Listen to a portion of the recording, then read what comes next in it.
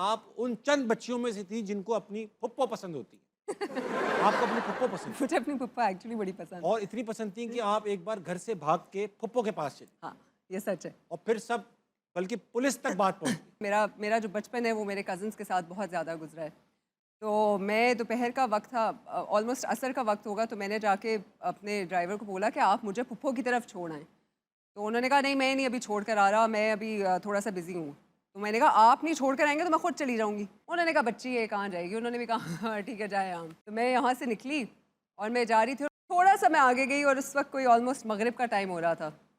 तो मैं आगे गई तो वहाँ पे एक ग्राउंड था, 2 लड़के आए, तो उन्होंने कहा बेटा आप किसके साथ हो, क्योंकि उस वक्त सारे बच्चे घर जा रहे थे। तो उन्होंने कहा आप किसके साथ हो, तो मैंने कहा कि मैं किसी अपने साथ हूँ।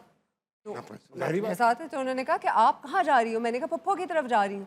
तो उन्होंने कहा कि अच्छा आपके अम्मी अब्बू को पता है कि आप पप्पो की तरफ जा रही हो।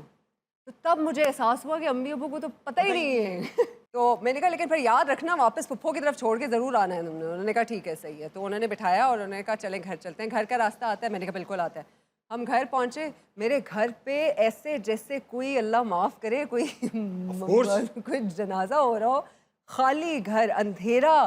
तब घर छोड़ के चले गए। नहीं, अम्मी अब्बू पता चला उधर बैठे हुए, पुलिस स्टेशन में बैठे हुए, वहाँ पे रिपोर्ट हो रही है कि जी हमारी 6 साल की बेटी वो गायब हो गई है, मिल नहीं रही है। तो मैं घर पहुँची तो दादा दादी थे वहाँ पे और दादा से ही परेशानी में ना यूँ वॉक करे थे उधर लाउंज में। और मैं गई और उन्होंने लड़कों को उन्होंने कहा कि थैंक यू बेटा थैंक यू, और मुझे बुलाया। उस दिन उन्होंने मुझे एक चपेट लगाई। कैरेक्टर में आ गए।